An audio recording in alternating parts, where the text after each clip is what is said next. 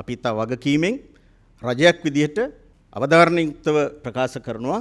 அரசாங்கம் என்ற வகையில் மிகவும் பொறுப்போடு ஒரு விடயத்தை கூறுகின்றோம். நிலக்கரி இறக்குமதியின் போது எவ்வித மோசடியும் இடம்பெறவில்லை. அதற்கான ஒரு நடைமுறை இருக்கின்றது. கொள்முதல் வழிகாட்டல்கள் மற்றும் மாதிரி பரிசோதனைகள் உள்ளிட்ட அனைத்தும் சர்வதேச ஆய்வகங்களின் மூலம் உறுதிப்படுத்தப்பட்டு முறையான வழிகாட்டல்களின் பின்னரே இறக்குமதி செய்யப்படும்.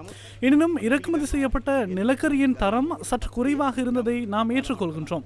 அதனை நாம் மிகவும் தெளிவாகவும் வெளிப்படையாகவும் நாட்டு மக்களுக்கு இதற்கு முன்னர் அறிவித்திருக்கின்றோம்.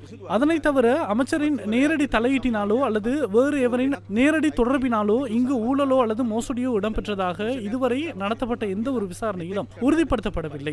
அமைச்சர் யாராவது ஒருவரோடு நேரடியாக தொடர்பை ஏற்படுத்தியிருப்பாராயின் நிலக்கரி நிறுவனங்களோடு ஏதேனும் கொடுக்கல் வாங்கல்களில் ஈடுபட்டு தவறான முறையில் இவற்றை இறக்குமதி செய்தார் என்றோ கூறுவதற்கு எந்த ஒரு ஆதாரமும் இல்லை.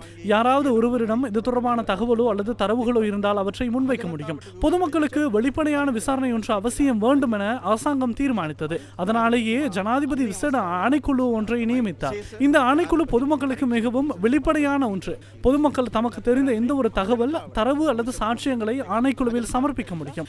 இந்த ஆணைக்குழுவின் ஊடாக கணக்கறிக்கை, நம்பிக்கையில்லா பிரேரணை மற்றும் குற்றப்புலனாய்வு திணைக்களத்துக்கு அப்பால் சென்று தேவையாயின் பொதுமக்கள் தாம் அறிந்த தகவல்களை வழங்க முடியும். பக்கச்சார்பற்ற முறையான விசாரணையை இம்மிடம் மக்கள் எதிர்பார்க்கின்றனர். அந்த பக்கச்சார்பற்ற தன்மையை முழுமையாக பாதுகாப்பதற்காகவே கௌரவ அமைச்சர் தனது பதவியை இன்று ராஜினாமா செய்தார். அதேபோன்று அமைச்சின் செயலாளரும் ராஜினாமா கடிதத்தை இன்று கையளித்துள்ளார். விசாரணைகளை எவ்வித தடையுமின்றி பக்கச்சார்பற்ற முறையில் முன்னெடுப்பதே இதன் நோக்கமாகும். අද බාර දුන්නේ මේ පරීක්ෂණය අපක්ෂපාතීව සිදු කරන් යන්න. හැබැයි තව චෝදනාවක් තියෙනවා. බොරතෙල් 268 වගේ වැඩි මුදලකට ගත්තා කියලා. බොරතෙල් කියලා කවුද කිව්වේ?